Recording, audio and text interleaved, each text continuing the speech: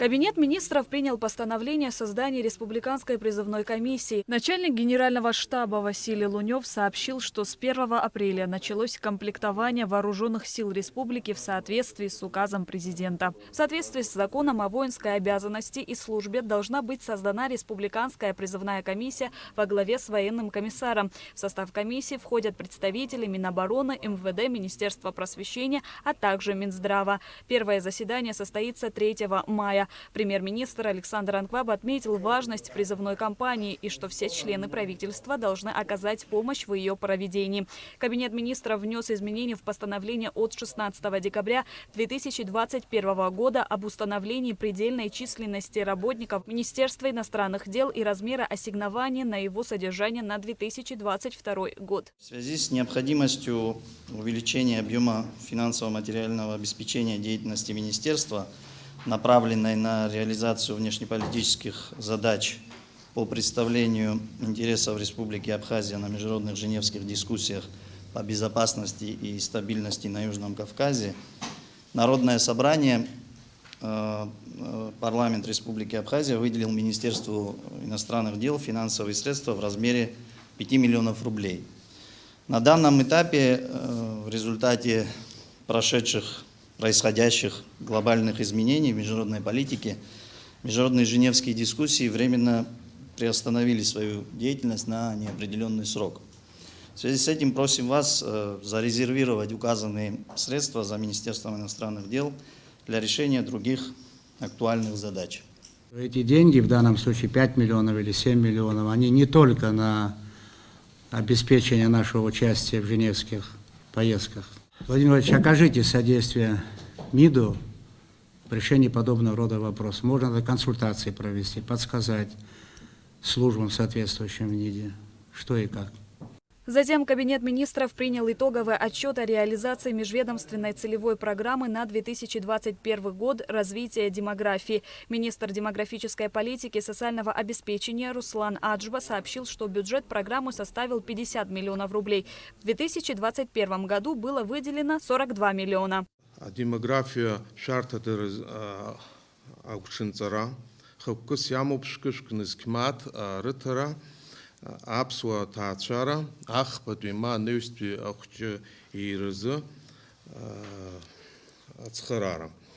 Ахчы денилак амыштых фымз рюнуцакала таача арзахалалар царуп ха программы излахола. Сентапи ашок сазыхина хрохубшит пшифи ежа арзахал. Уртаркон пи үй таачарак мапрацкам. Избан заруиха программы яцанакцумост.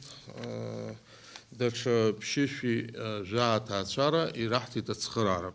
На заседании был представлен и отчет о выполнении мероприятий государственной целевой программы «Жилище-2022», предусмотренных к реализации в 2021 году. За указанный период поступило 959 обращений, из которых 206 в 2019 году. Руслан Аджба также отметил, что за 2021 год было рассмотрено 83 заявления. 50 граждан получили статус участника программы на общую сумму 39 миллионов рублей. 32 человека получили отказ. Одно заявление находится на рассмотрении. Фактически бюджетные расходы на реализацию программы в 2021 году составили 27 миллионов 800 тысяч рублей. Из них 26 миллионов 800 тысяч рублей выдано 33 гражданам, получившим статус участника программы в 2021 году.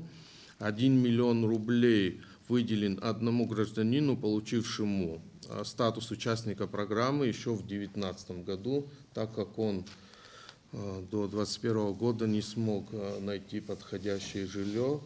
Вот он нашел в начале 2021 года, обратился к нам, и мы в 2021 году за счет сумм, предусмотренных на 2021 год, за счет этой суммы мы выделили 1 миллион рублей этой семье. Они приобрели жилье в городе Ачамчира. Те лица, которые 17 участников программы, которые не смогли в 2021 году найти подходящее жилье, они обращаются к нам по настоящее время, и мы продолжаем финансировать за счет уже средств, предусмотренных на 2022 год. Максимально объективно. просто до невозможности, потому что есть жалобы.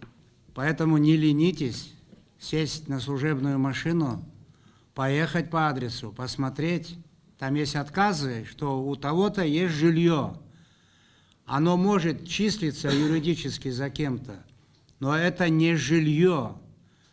Это строение, которое непригодно для проживания. Как с этим казусом быть? И в связи с этим придется, если нужно, внести изменения в положение.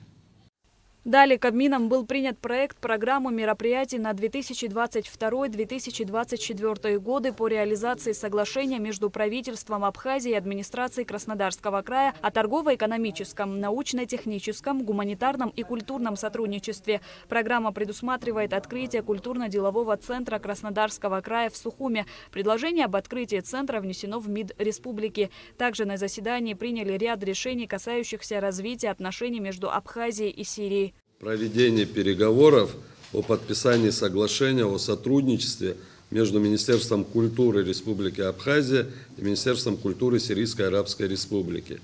Данное соглашение оно согласовано с Министерством иностранных дел, Министерством юстиции Республики Абхазия, Министерством финансов, Министерством экономики. На заседании Кабмина председатель ГТК Отар Хеце представил 3 проекта постановления, которые были приняты. О представлении президенту Республики Абхазия предложения о заключении соглашения между Республикой Абхазия и Сирийской Арабской Республикой о сотрудничестве и взаимопомощи в таможенных делах. Второе. О проведении переговоров о подписании протокола между Государственным таможенным комитетом Республики Абхазия и Генеральным таможенным управлением Сирийской Арабской Республики об обмене документами и сведениями о таможенной стоимости товаров, перемещаемых между Республикой Абхазия и Сирийской Арабской Республикой. И третий проект – это меморандум между Государственным таможенным комитетом Республики Абхазия и Генеральным таможенным управлением Сирийской Арабской Республики об обмене статистическими данными о взаимной торговле. Все эти проекты согласованы с Минюстом, Минфином, Минэком и Министерством иностранных дел. Правительство дало согласие на перевод земельного участка площадью 0,93 гектара в городе Гагра из категории в категорию, одобрило предложение администрации Гулрыбшского района о переводе земельного участка площадью 6 соток в селе Бабышира из категории земли сельхозназначения в категорию земли населенных пунктов под строительство индивидуального жилища. Также даны согласия администрации Гулрыбшского района на предоставление в постоянное пользование земельных участков площадью по 6 соток индивидуальным предпринимателям Эдуарду Джинджоле и Слинде Гуле под строительство гостиниц. Дано согласие и администрации Гагарского района на предоставление в постоянное пользование земельного участка площадью 6 соток в поселке Цандрыбш индивидуальному предпринимателю Леону Аршба под строительство гостиницы. Шазина Ханагуа, Роберт Ломя, Гудис Атарба, Абхазское телевидение.